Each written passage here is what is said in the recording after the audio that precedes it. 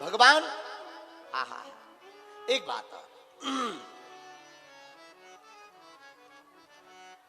आइए आइए, जय जय जय जय, आइए आइए, पूज्य महाराज जी का आगमन हो गया है, पधारिए। श्री सीताराम, आओ, जय जय जय, आओ। श्री सीताराम, जय जय, दंडवत दंडवत। श्री राम जय राम, श्री राम जय राम, जय जय राम, सिया राम जय जय सिया राम, सिया राम जय राम, जय जय राम, सिया राम जय जय सिया राम, सिया राम जय राम, जय जय राम, सिया राम जय जय सिया राम, सिया राम जय राम, जय जय राम, बोलो सिया राम जय जय सिया राम। बहुत ही सौभाग्य की बात है। और श्रीधाम वृंदावन से परम पूज्य श्री गौरी गोपाल आश्रम के महान और आपने सेवा के प्रकल्प से जो समूचे भारत में एक नई क्रांति खड़ी की, वृद्ध माताओं की सेवा करके, ऐसे परम पूज्य श्री आचार्य श्रद्धेय श्री अनिरुद्धाचार्य जी महाराज आज इस कथा में मंगल दर्शन देने के लिए पधारे हैं। और निश्चित रूप से आपके मंगल से समूचे विदिशा का और विदिशा जिला का कल्याण होगा। बेत्रवती नदी के किनारे, गंगा के किनारे विदिशा शहर में आप आए हैं। पावन कथा का रसपान आप सभी भक्तजन कर रहे हैं। जो कथा हमारे जीवन की व्यथा को मिटा रही है, हमारे जीवन को परिवर्तित कर रही है, ऐसी दिव्य कथा पूज्य महाराज श्री की दिव्य वाणी से आप श्रवण पान कर रहे हैं। पूज्य महाराज श्री के श्री चरणों में दास अनिरुद्ध का कोटि कोटि नमन। और पूज्य महाराज श्री आज मुझे लग रहा है कि पूरे भारतवर्ष में धर्म की ध्वजा जिस प्रकार पूज्य महाराज श्री लहरा रहे हैं, जरूर भगवान को लगा होगा कि धर्म का ह्रास हो रहा है, इसलिए भगवान ने अपनी शक्तियां देकर के आप श्री को धरती पर भेज दिया कि जाओ हमारी इन शक्तियों के माध्यम से जन जन तक पहुंचो और हमसे सबको जोड़ते चलो, अर्थात सबको भगवान से, जनता को जनार्दन से जोड़ने का कार्य आप श्री कर रहे हैं। प्रभु राम से जोड़ने का कार्य आप श्री कर रहे हैं। पूज्य महाराज जी के चरणों में दास का कोटि कोटि बारंबार नमन। पूज्य महाराज श्री का स्नेह मिलता रहता है, कई बार बात होती रहती है, और आपका ये बड़प्पन, आपकी ये सहजता, आपकी ये सरलता सबको अच्छी लगती है। और इस कथा का जो आयोजन कर रहे श्री अंकित कृष्ण बटुक जी और बटेश्वर भागवत सेवा संस्थान, आपके लिए भी सुंदर करतल ध्वनि हो। कितना विशाल आयोजन आप श्री ने कराया और महाराज श्री की दिव्य वाणी आप सभी को श्रवण करने का अवसर प्राप्त हो रहा है। पूज्य महाराज श्री अभी आप सबको श्रवण करा रहे थे कि भगवान से प्रेम करना जरूरी है। राम ही केवल प्रेम प्यारा, जान ले जो जाननिहारा। भगवान को पसंद तो प्रेम ही है। गोस्वामी जी ने कहा, मिलही न रघुपति बिनु अनुरागा, मिलही न रघुपति बिनु अनुरागा। किए जोग जप ज्ञान विरागा, किए जोग ज्ञान विरागा। तो भगवान बिना अनुराग के तो मिल ही नहीं सकते, ये सत्य है।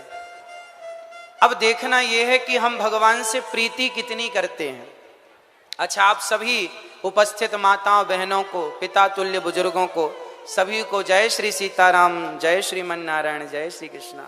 आप सभी जनता जनार्दन के श्री चरणों में भी बारंबार नमस्कार ये दास करता है। भगवान बताइए, पूजा के भूखे हैं या प्रेम के? सभी बोलिए, प्रेम के। और हम भगवान की क्या करते हैं? पूजा। भगवान की हम पूजा करते हैं और भगवान से पूछा गया कि आप क्या चाहते हैं? हम प्रेम चाहते हैं। और हम क्या देते हैं? पूजा देते हैं। इसलिए भगवान के मिलने में हमें कई जन्म लेने पड़ जाते हैं, कई बार आना जाना पड़ता है। पुनरपि जननम पुनरपि मरणम पुनरपि जननी जठरे शयनम। बार बार जन्म मृत्यु का चक्कर इसलिए लगता है क्योंकि हम पूजा करते हैं, प्रेम नहीं करते। आप एक काम करिए, जितनी माताएं बैठी हैं और जितने पुरुष बैठे हैं, जरा समझिए, एक छोटी सी बात को समझ लीजिए। आप पूजा कैसी करते हैं? भगवान के गले में हार, एक नारियल और धूप बत्ती, और भगवान को यथा शक्ति आप द्रव्य दक्षिणा प्रदान कर देते हैं। अब जो पूजा हम भगवान की करते हैं, स्वयं यही पूजा आप एक काम करना, अपने पति और अपनी पत्नियों की करना। आप अपने पति को एक माला पहनाओ, एक मिठाई का डिब्बा रखो, धूप बत्ती जला के आरती उतारो।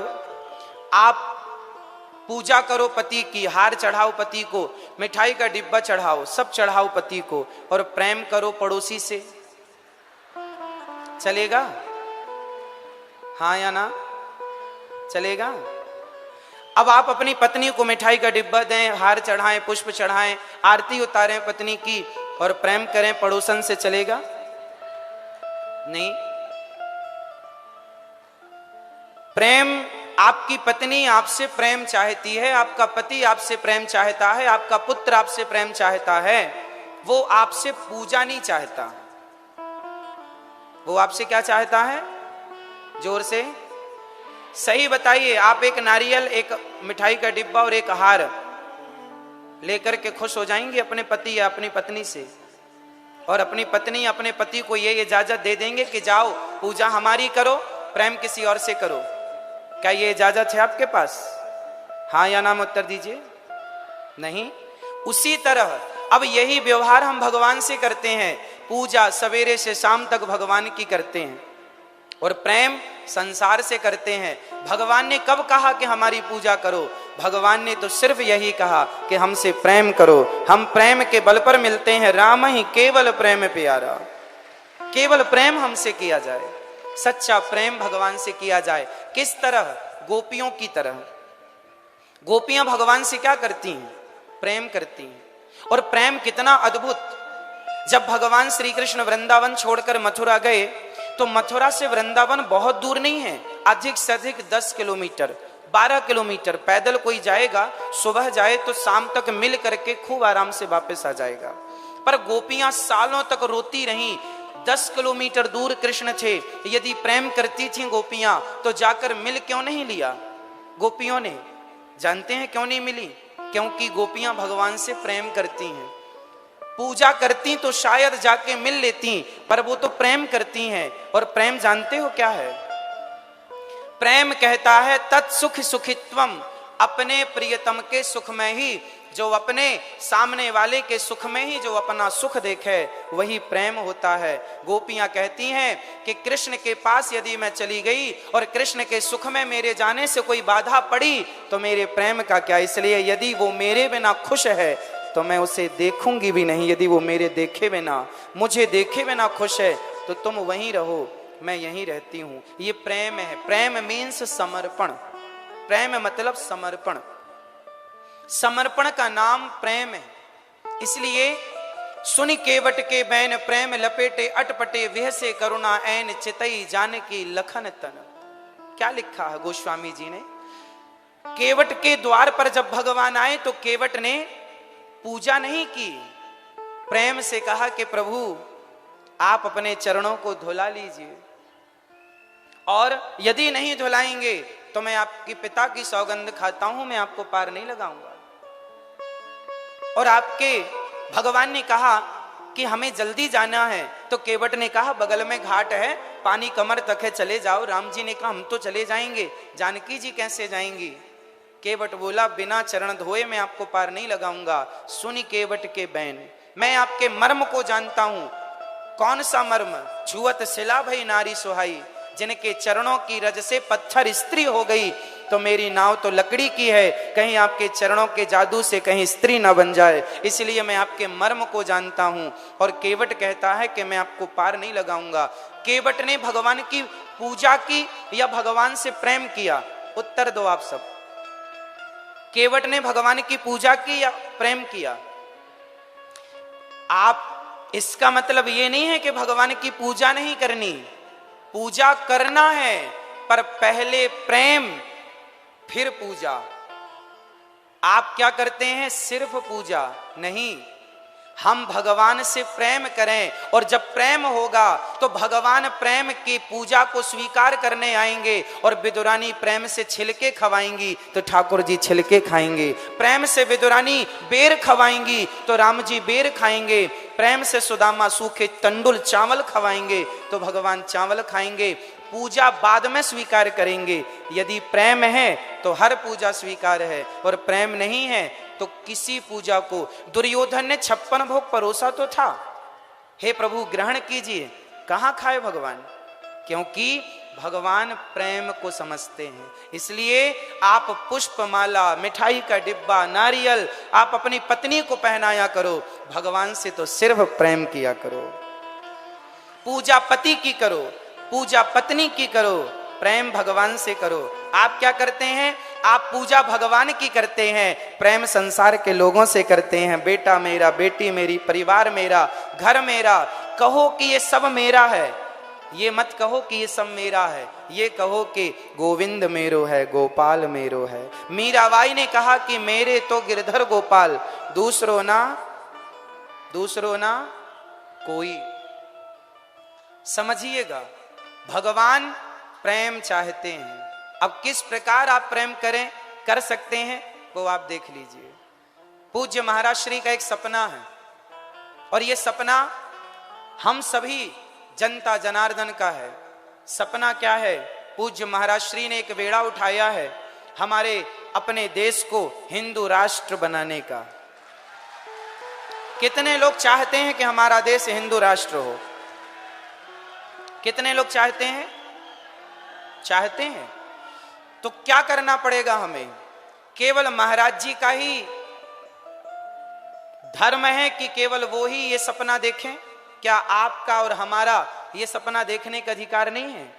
एक बात बताऊं, यदि हिंदू राष्ट्र बनाना है देश को, तो आपको भी कुछ काम करने पड़ेंगे। पूज्य महाराज श्री ने तो जो करना था बेड़ा उठाया, और उसकी पूर्ति के लिए चल रहे हैं, जी जान लगा करके दिन रात कार्य कर रहे हैं, सेवा कर रहे हैं। अब आपका क्या काम है, हमारा क्या काम है? जरा हम अपना काम भी याद कर लें। एक बात बताओ, सड़क जब बन जाती है पूरी, तब मंत्री जी ओपनिंग करने आते हैं या पहले ही सड़क बने बिना ही ओपनिंग करने आ जाते हैं? बताओ। जब तैयार हो जाता है कोई भी काम तो सरकार आती है और क्या करती है? उसे ओपनिंग कर देती है, शुरुआत कर देती है। पुल बना, सड़क बनी, कुछ भी बना, सरकार आखिरी में आती है और ओपनिंग करके चली जाती। कोई भी नेता हो, कोई भी हो, उसके पहले की तैयारी इंजीनियरों की, मजदूरों की, वर्करों की पूरी सड़क तैयार करने में वो अपना पसीना बहाते हैं। इसका अर्थ समझ रहे हैं? हिंदू राष्ट्र बनाने के लिए प्रत्येक भारत के 140 करोड़ जो जनता, जिसमें सनातनी सम्मिलित हैं, उनकी जरूरत है। वो जिस दिन चाह लेंगे, अपने आप को बदल लेंगे, उस दिन हमारा देश हिंदू राष्ट्र हो जाएगा। अब बदलाव क्या, जरा कम शब्दों में समझ लीजिएगा। कितने लोग चाहते हैं कि हमारा देश हिंदू राष्ट्र हो? फिर से ठीक है। अब ये बताइए, आप में से कितने लोग माथे पर तिलक लगाना पसंद करते हैं? क्या रोज लगाते हैं? हमारे मुसलमान भाई माथे पर टोपी रोज लगाते हैं, उन्हें कोई शर्म नहीं है टोपी लगाने में। तो सवाल आपसे है, जब आप सनातनी हो तो फिर तिलक लगाने में शर्म किस बात की? माथे पर तिलक लगाओ। पहला, यदि हिंदू राष्ट्र चाहते हैं तो पहले माथे पर तिलक लगाना सीखिए। दूसरा, यदि हिंदू राष्ट्र चाहते हैं तो दूसरा काम यह है कि सनातनी की पहचान किससे है? हम अहिंसा ही परमो धर्मः की बात करते हैं। जो मांस खाता हो, जो बकरा बकरी अपने स्वाद के लिए काटता हो, बताइए क्या वो सनातनी हो सकता है? इसलिए सबसे पहले शाकाहार अपनाना शुरू कीजिए। प्रसाद भोग लगा के ठाकुर जी को भोग लगाकर प्रसाद पाएंगे। सबसे पहली जरूरत है कि हम अहिंसा ही परमो धर्मः की बात को चरितार्थ करें। अहिंसा ही परमो धर्मः। हमारा धर्म किसी की हत्या करना नहीं सिखाता। और आज बहुत लोग मांस खा रहे हैं। किसी के खानदान घरों में तो बकरा काटने की परंपराएं चल रही हैं, कुरीतियां चल रही हैं। तो आपको इन बुराइयों को जड़ से मिटाना होगा, तब जाकर हम हिंदू राष्ट्र का निर्माण कर सकते हैं। तीसरा, आप यदि हिंदू राष्ट्र चाहते हैं तो तीसरा काम आपको यह करना पड़ेगा कि चाहे पुरुष हो चाहे स्त्रियां हो, आपको नियम बनाना होगा कि आप लोगों को, खासकर पुरुष वर्ग, बेटा बुजुर्ग, सब मेरे नौजवान दोस्त भाई, आप जो पैंट शर्ट पहनते हैं वो पैंट शर्ट बताओ भारतीय पहनावा है या विदेशी? फिर हफ्ते में कम से कम एक दिन संडे के संडे धोती कुर्ता पहनकर तिलक लगाकर बाजार निकला करेंगे शॉपिंग करने के लिए। धोती कुर्ता, जो तुम्हारे दादाजी, जो तुम्हारे नाना जी धोती पहनते थे कांच लगाकर, हमारी भारतीयता को हमने मिटा दिया। अब हम मिटाकर कह रहे हैं कि हम हिंदू राष्ट्र चाहते हैं। आप पूज्य महाराज श्री के आदर्शों पर चलते हैं तो पूज्य महाराज श्री सुबह से शाम तक केवल सीताराम सीताराम का जाप करते हैं, आपको कराते हैं। आप तो चल रहे हैं उस मार्ग पर, अब जरूरत है हम सबको चलने की। कितने लोग हिंदू राष्ट्र चाहते हैं? सब चाहते हैं। तो बताओ, गीता कितने घरों में पढ़ी जाती है? रामचरितमानस कितने घरों में पढ़ी जाती है? बिना गीता पढ़े, बिना रामचरितमानस उस बात पर अमल करे जो लिखी है। जब तक भारत का बच्चा गीता और रामचरितमानस नहीं पढ़ेगा, जब तक उस बात पर नहीं चलेगा जो गोस्वामी जी ने या भगवान श्री कृष्ण ने अर्जुन को कहा, उन रास्तों पर नहीं चलेगा, तब तक हिंदू राष्ट्र की कल्पना कैसे होगी? इसलिए हिंदू राष्ट्र बनाने के लिए सरकार की मोहर लगनी तो बाकी है, बाद में लग ही जाएगी। पहले आपकी तैयारियां तो हों, और तैयारी ये हो कि प्रत्येक व्यक्ति आपके जेब में गीता तो हो, गीता के श्लोक आपके बच्चों को आवे। गीता क्या कहती है? गीता कहती है कर्मण्येवाधिकारस्ते मां फलेषु कदाचन। तू कर्म कर, फल की इच्छा ना कर। हमारा धर्म हमें इतना महान बनाता है। आज की स्कूली, कॉलेज की, यूनिवर्सिटियों की जितनी शिक्षाएं हैं, वो सारी शिक्षाएं केवल नौकर बना रही हैं, नौकरियां लेने वाले बन रहे हैं। हमारी संस्कृति यदि आप इसे फॉलो करें, इस संस्कृति पर काम करें, इसे चरितार्थ करें, तो आप नौकरी लेने वाले नहीं। चाणक्य ने चंद्रगुप्त को सम्राट बनाया था। यहां नौकरी देने वालों की पढ़ाई जाती है, यहां नौकरियां देने वाले होते हैं। हमारे सनातन का निर्माण, जब हमारा सनातन जब आपको शिक्षा देता है, जब हमारे गुरुजन, हमारे वेद पुराण आपको शिक्षा देते हैं, तो आपको सेल्फ डिपेंड, आत्मनिर्भर बना देते हैं।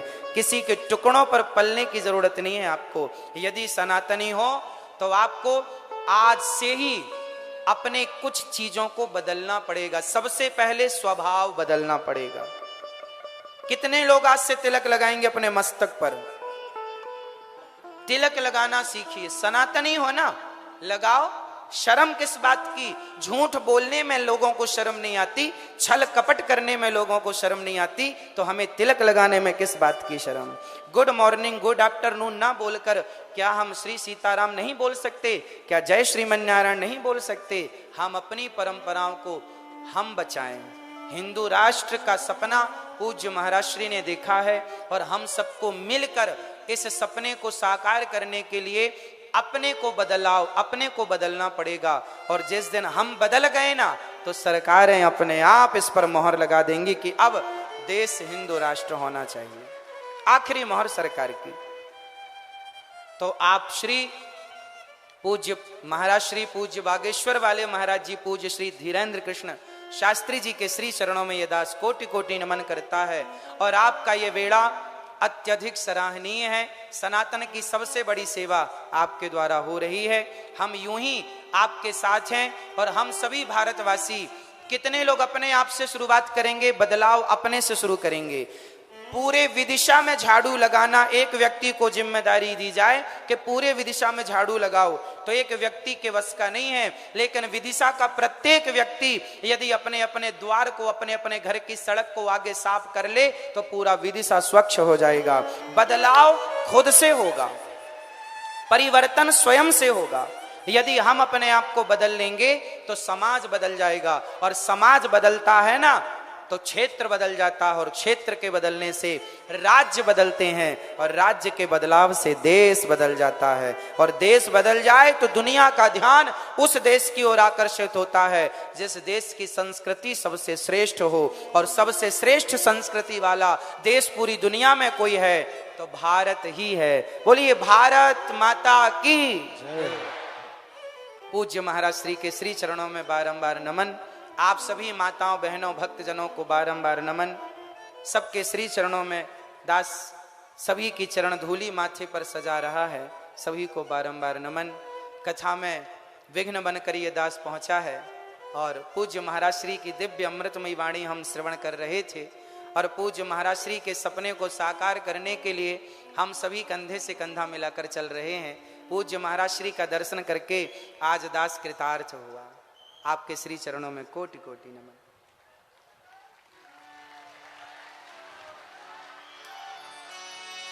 श्री राम जय राम जय जय राम।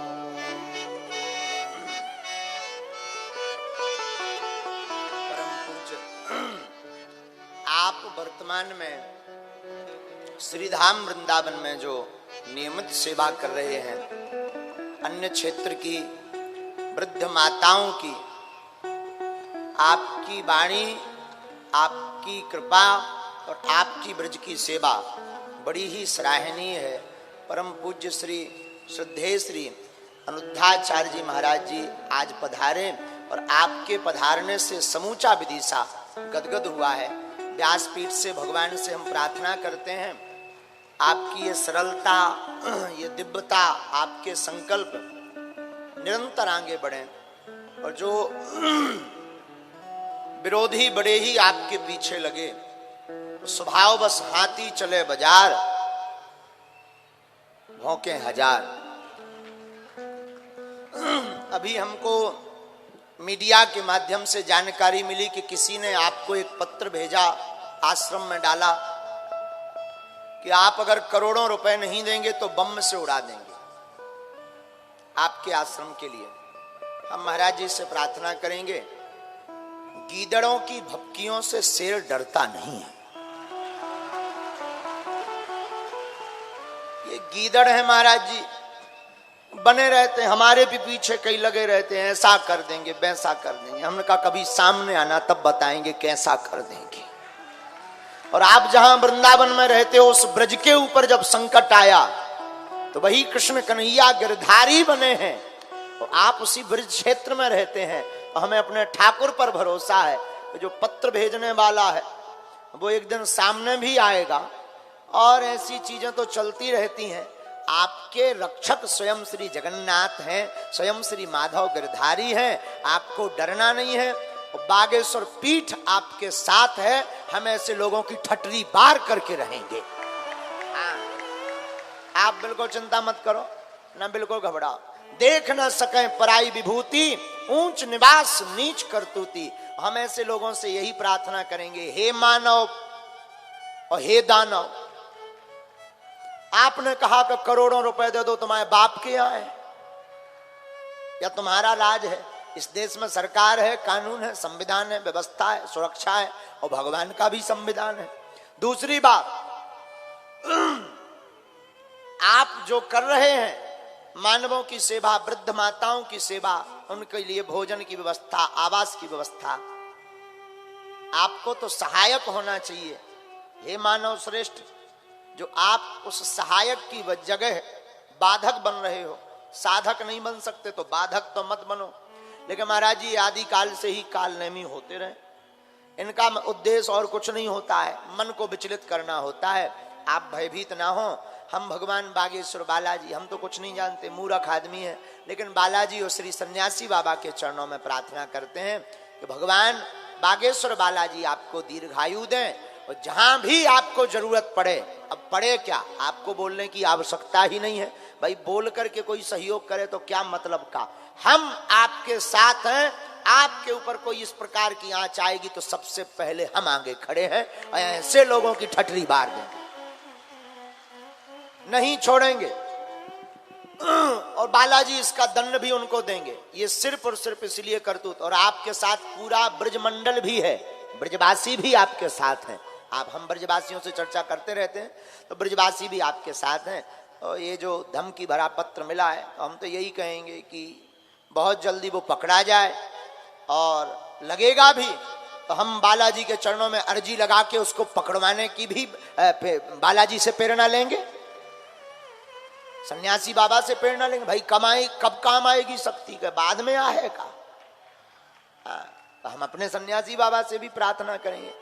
तो आप आज कथा में पधारे, बड़ा आनंद मिला, और एक भाव के साथ हम कथा को आगे बढ़ाएं। क्यों भैया, भगवान केवल हमारे हैं, भगवान हमारे हैं, ये तो बहुत अच्छा भाव है। लेकिन भगवान केवल हमारे हैं, ये बहुत बुरा भाव। भगवान सबके हैं, और सच तो ये है भगवान ही हमारे हैं, वही सहारे हैं, बाकी सब झूठे किनारे हैं। इसलिए दोनों हाथ उठाकर पागल बन जाओ।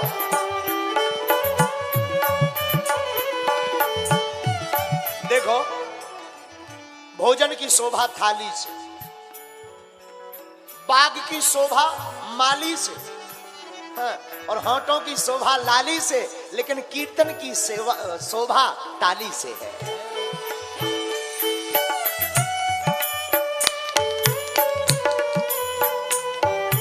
अरे वो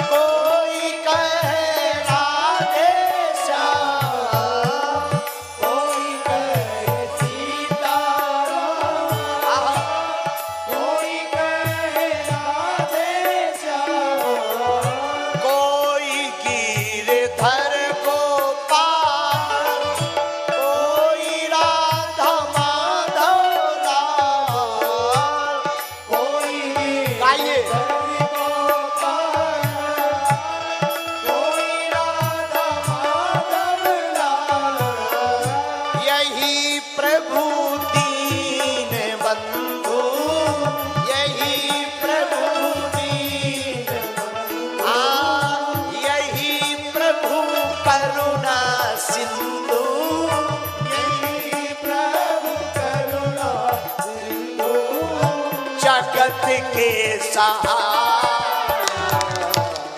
हरि का भजन करो, हरि है हमारा, हरि का भजन करो, हरि है हमारा। राधे श्याम श्याम श्याम सीताराम राम राम, राधे श्याम श्याम श्याम सीताराम राम।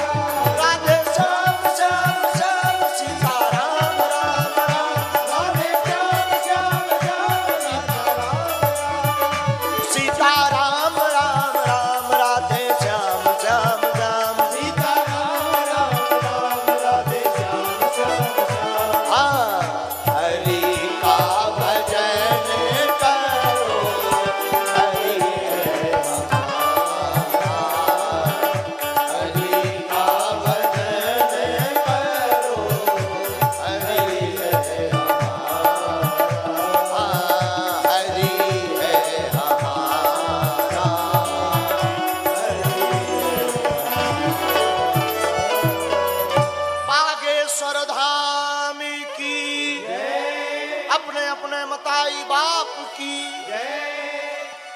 सदा सेव्या श्रीमद् भागवती कथा।